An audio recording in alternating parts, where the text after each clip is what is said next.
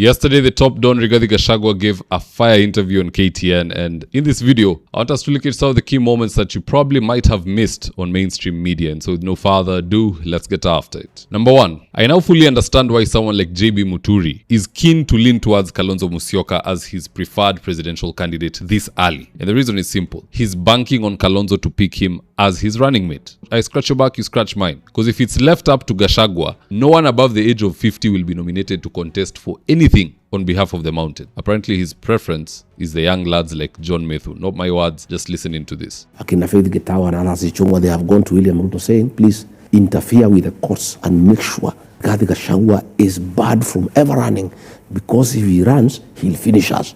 See what you can do with the court and make sure he is barred from ever running, so that if he doesn't run, the mountain doesn't have a presidential candidate, then it's easier for us to get elected.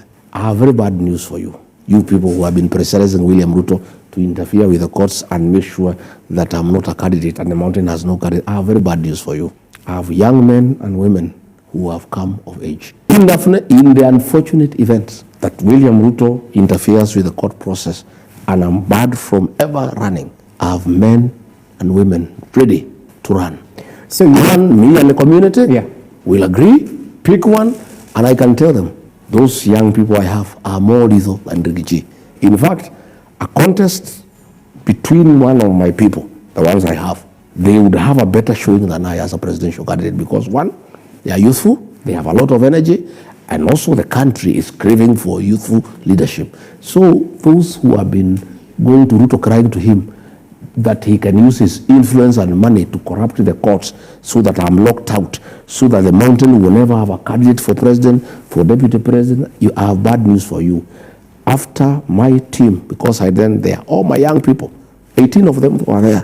From among them, in case they succeed and they say I cannot, we have men and women, competent, capable, articulate, energetic, to be president or deputy president for that matter. I think we all know that Rigathi is talking about John Methu. And based on that, I for one can't rule out a Sifuna/Methu collabo at the ballot. After all, the camaraderie is already there for all to see. Just have a look at this tip.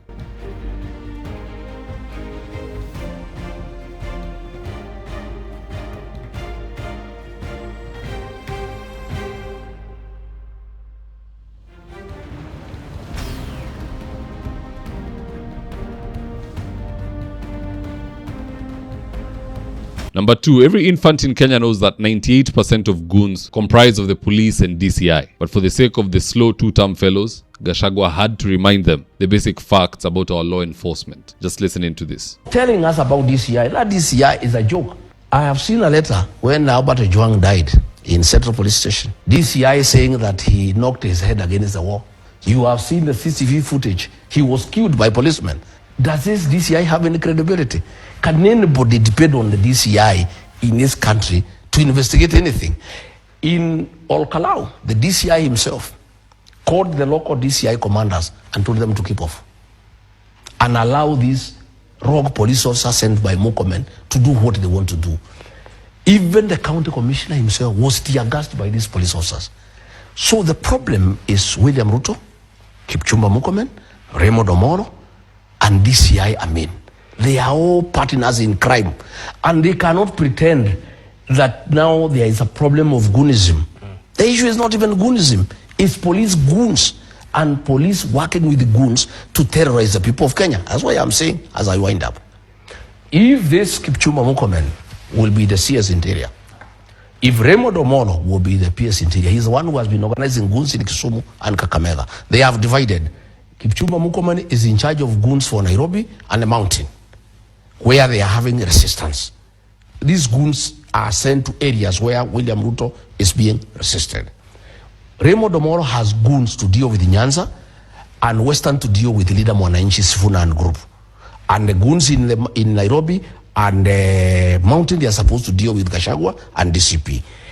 Those four goon choir masters, Kenyans know you. And it's getting hotter because even the blind two-term supporters are now waking up from their foolishness. And they are seeing the light of one term. Where will you hide come 2027? Itakuwa kama Olkalau. Change before you perish. Number 3, I've come to learn that William Ruto is a master of the dark arts. How so? He'll help you obtain things using illegal means. Then he'll use that very illegality that both of you did to harass you for the rest of your career. Apparently, that's exactly what he did with Kanja. Alimtumia degree through Uber. Jamaa kuenda shule. Just listening to this. IG Kaja, his degree certificate is fake. And I can tell you as Rigathi Gachagua. How would you know that? I know that because the president told me himself that this man, he will do what I want because he didn't have papers. It was even challenged. Then the president organized for him to get some fake papers. Douglas Kaja has a fake degree. So the president holds him hostage. And I think what is happening is that the president will want to keep Douglas Kanja up to the election so that Murkomen can do whatever he wants within the National Police Service, and then Kanja can be blamed. That is exactly what is happening. Okay. You know? And Kanja is helpless because I don't think if he resigns, the president will go for him.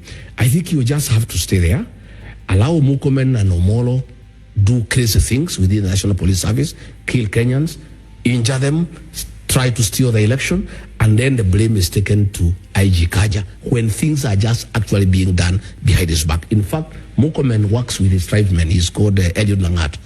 You know, the attack, the killing of Albert Ojwang, evidence is now being given that it is DIG Langat who ordered that man to be tortured. And in addition to that, in case Ruto or any other citizen wonders how Rigathi gets his hands on such high-level critical information, the answer is simple. So simple that it's been crumpled up in one statement, which is this, and I quote, 75% of the NIS is with me. 90% of the police is with me. The entire civil service is with me. I am able to get information from government people without exposing them. I am a smooth operator. Hii statement imeundwa tu kudunga William and Murkomen and all the other gun choir masters. So now you tell me, why shouldn't Gachagua be the opposition flag bearer? The man has all the intel as to who is where, what are they doing, and what is their pay for that particular job. He's also the opposition candidate coming from the community with the most number of votes. He's also the most hardworking. Mimi sijaona mtu anashinda Gachagua kwa mambo ya campaign isipokuwa Sifuna. So there's even a case for Gachagua, Sifuna, or Sifuna, Gachagua. The rest, pull up your socks, like we said earlier. But anywho, be that as it may, mine was just to highlight for you the fire interview that Gachagua had yesterday with KTN, and I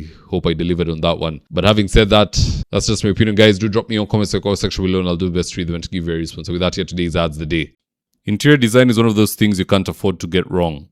So if you're looking for experts to do your gypsum, wainscoting, paintwork, tiles, washrooms, and kitchen, reach out to Dhaka Living on 0706 026 218. That's 0706 026 218. If you're in need of electrical wiring, solar installation, or electrical fittings such as strip lights, snake lights, downlighters, or chandeliers, contact Engineer Wycliffe at 0707 476602. And he'll get your house dapped up.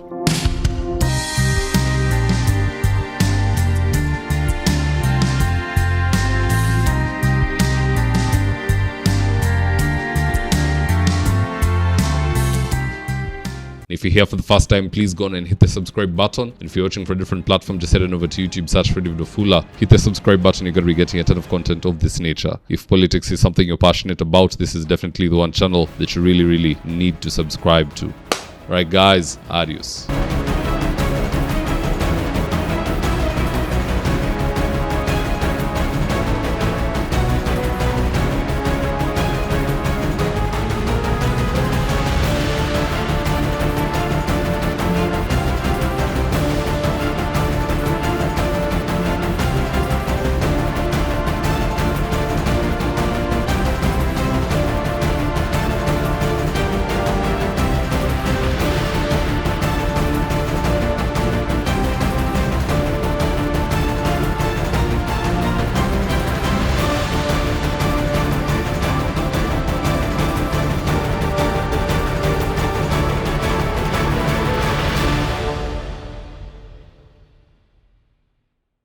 Thank you for choosing David Wafula as your primary news platform.